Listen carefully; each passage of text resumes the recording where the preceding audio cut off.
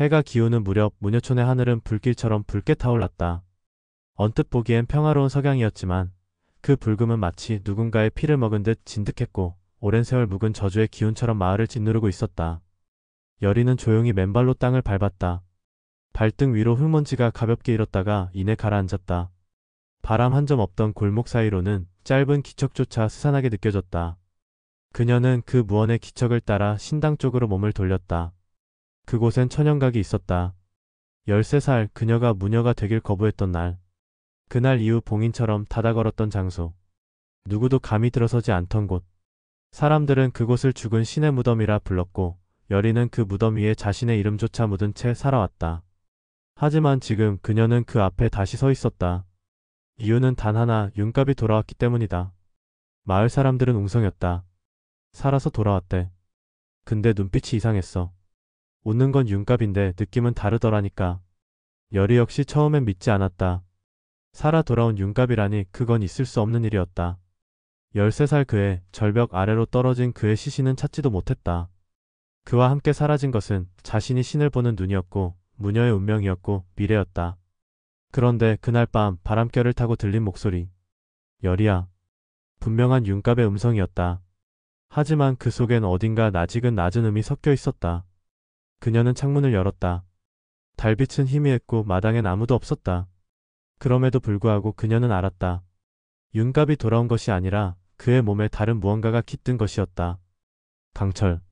13년 전 자신을 따라다니며 넌 내 신부가 될 거야 라고 말하던 소년. 자신이 무녀로서 받아들여야 할 첫 신령이자 자신이 저주처럼 피하고자 했던 존재. 강철은 죽지 않았다. 오히려 더 짙은 형체로 윤갑의 몸을 빌어 이승에 돌아온 것이다. 여리는 곧장 천연각으로 향했다. 그 문을 다시 열겠다고 다짐한 적은 없었다.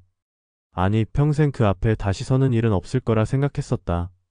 하지만 강철이 돌아왔다면 그리고 그가 윤갑의 몸을 입고 그녀를 다시 부른다면 더는 피할 수 없었다.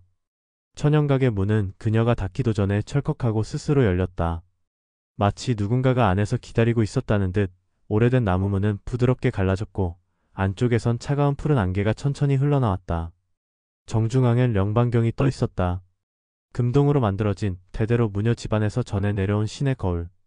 봉인된 신을 비추는 물건. 그리고 여리가 절대 보지 않겠노라 맹세한 기억의 파편. 거울 안엔 윤갑의 모습이 비쳤다.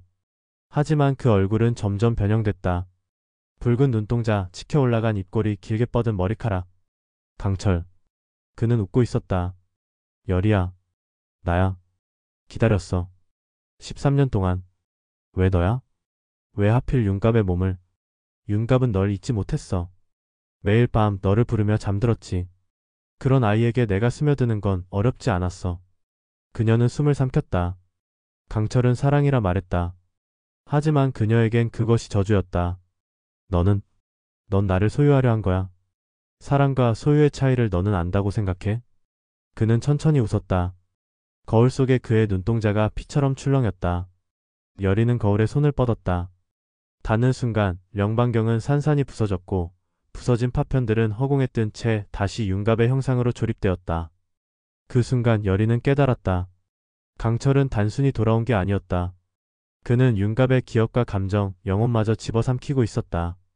그리고 이 모든 것은 그녀가 무녀의 운명을 거부한 그날부터 예정된 일이었다. 바람이 불었다. 푸른 안개가 다시 신당을 감싸며 여리의 뺨을 스쳤다. 그녀는 입술을 깨물었다. 선택의 시간이었다. 다시 무녀로 돌아갈 것인가 아니면 또다시 도망칠 것인가. 하지만 이번엔 달랐다. 그녀는 알고 있었다. 도망친다고 해서 운명이 끝나는 건 아니라는 걸.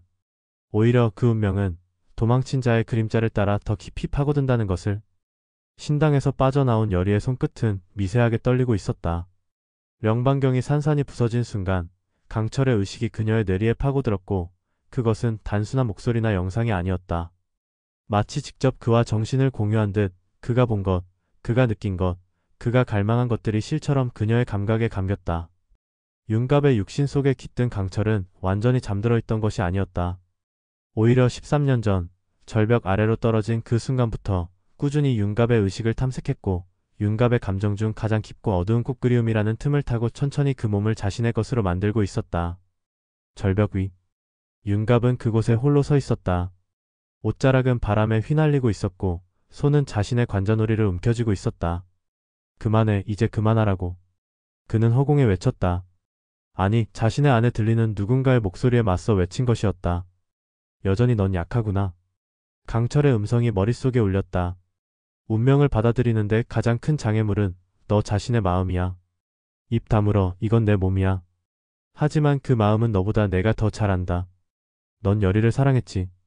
그리고 넌 아무것도 해주지 못한 채 사라졌어. 나는 내가 하고 싶은 걸 할 거야. 윤갑은 무릎을 꿇고 땅을 쳤다. 여리를 건드리지 마. 부탁이야, 그녀만은. 하지만 그의 눈동자엔 이미 붉은 기운이 스며들고 있었다.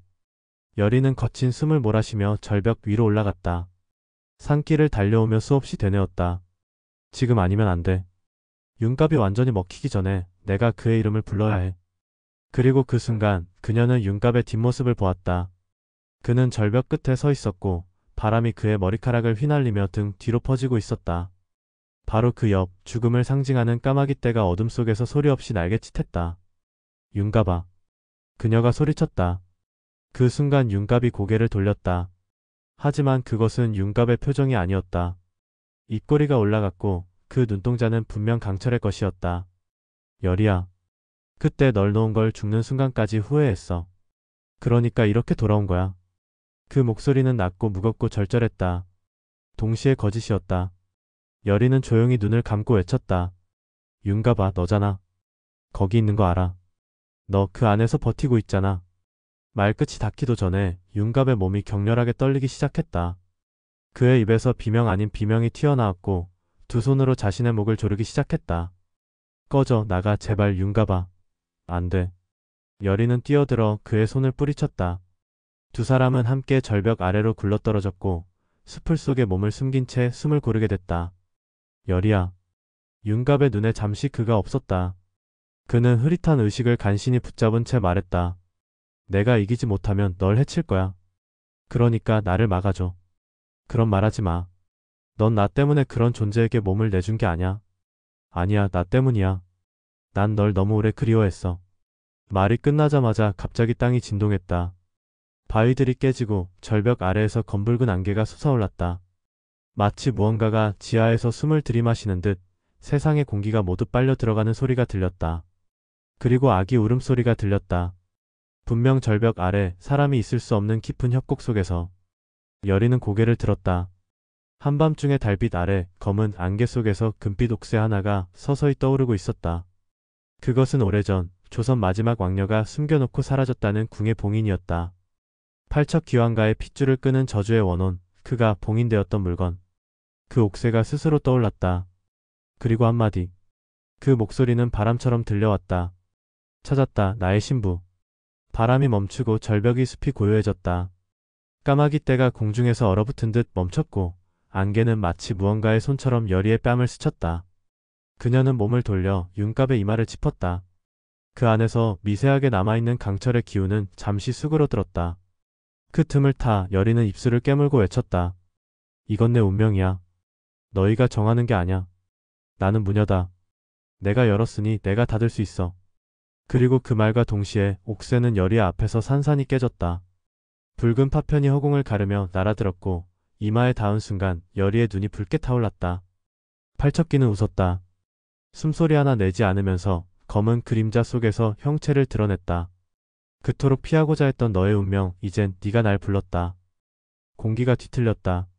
사방이 조용했지만 그건 고요함이 아니었다. 무언가가 잠든 채 숨을 죽이고 있는 침묵. 그 침묵 속에서 여리는 일어섰다. 피범벅이 된 손바닥을 털며 그녀는 무너진 절벽 가장자리를 응시했다. 깨진 옥새의 파편들이 여전히 하늘을 떠돌고 있었고 파편 하나하나가 빛을 흘리며 마치 살아있는 것처럼 회전하고 있었다. 붉은색 그 단순한 피의 색이 아니었다. 그건 봉인의 피 무녀 가문에게만 흐르는 혈통의 각인이었다. 팔척기는 아직 완전히 모습을 드러내지 않았다. 그 존재는 형태조차도 인간을 흉내낸 껍데기에 불과했고 진짜 정체는 안개 너머에서 그녀를 바라보고 있었다. 하지만 여리는 느꼈다. 그것이 이 세상 존재가 아니라는 걸. 말을 하지 않아도 움직이지 않아도 그저 존재만으로도 정신이 뒤틀리고 감각이 어그러지는 기운. 팔척기는 여리에게 가까이 다가오지 않았다.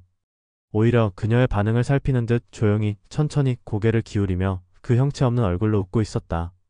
13년, 겨우 그 정도의 시간으로는 널 길들일 수 없었구나. 그 목소리는 여자의 음성과 남자의 음성이 동시에 들리는 듯한 이중의 메아리였다. 언어조차도 이승의 것이 아닌 듯 어색하게 뒤틀려 있었고 단어 하나하나가 마치 뇌 속에 직접 새겨지듯 박혔다.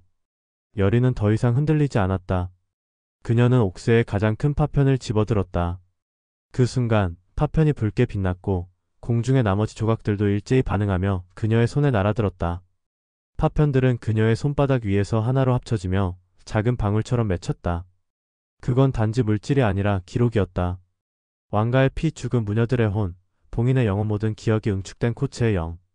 여리는 그것을 이마에 댔다. 그리고 눈을 감았다. 마치 수천 개의 영혼이 동시에 속삭이는 듯한 목소리가 들려왔다. 과거의 무녀들, 숨겨진 진실, 그리고 팔척기가 어떻게 만들어졌는지에 대한 모든 이야기. 그것은 단순한 원혼이 아니었다. 팔척기는 왕실의 죄였다. 조선 말기 불로불사의 야망에 빠진 국왕은 신의 피를 끌어오려 무녀 가문을 희생제물로 삼았다. 그 제사에서 살아남은 단 한 명의 영이 반기를 들었고 그것이 팔척기로 이름 붙여진 존재였다. 여리는 숨을 삼켰다. 왕을 죽이기 위해 무녀들이 만들었던 마지막 수단. 그때 땅이 다시 진동했다. 절벽 아래 깊은 곳 드디어 문이 열리고 있었다. 바위가 갈라졌고 피와 같은 안개가 위로 솟구치며 귀궁이라는 두 글자를 그려냈다. 검은 안개는 마치 용처럼 휘감아 올라 절벽 위까지 차올랐고 여리는 그 가운데 섰다. 그리고 외쳤다. 나는 여리 무녀의 혈통이며 봉인을 풀었고 이제부터는 그것을 내가 감당하겠다. 바람이 갑자기 거세졌다. 절벽 위에 있던 윤갑의 몸이 휘청였고 그의 이마엔 다시 붉은 빛이 깃들었다. 강철이었다. 그는 완전히 사라진 게 아니었다. 팔척기가 말했다. 신부가 둘이 될 수도 있어. 그러자 강철의 영이 윤갑의 몸에서 빠져나와 여리 앞에 서 있었다. 붉은 눈, 긴 머리, 그리고 아직 소년의 미소를 머금은 얼굴. 그는 그녀를 바라봤다. 너 지금 무녀가 된 거야? 그건 아직 아니야. 하지만 이번엔 도망치지 않을 거야. 강철은 고개를 끄덕였다. 좋아. 그럼 이번엔 함께 맞서보자. 말이 끝나자 그와 여리 사이에서 붉은 빛과 푸른 안개가 충돌했다. 그 빛은 강철의 기억과 여리의 영혼이 서로를 감싸는 형상이었다. 그렇게 두 사람은 팔척기가 깃든 귀궁의 문 앞에서 이제부터 시작될 전쟁을 준비하고 있었다. 그리고 그 순간 하늘이 울었다. 천둥도 바람도 아닌 누군가가 남긴 마지막 경고처럼. 구독과 좋아요는 영상 제작에 큰 힘이 됩니다. 감사합니다.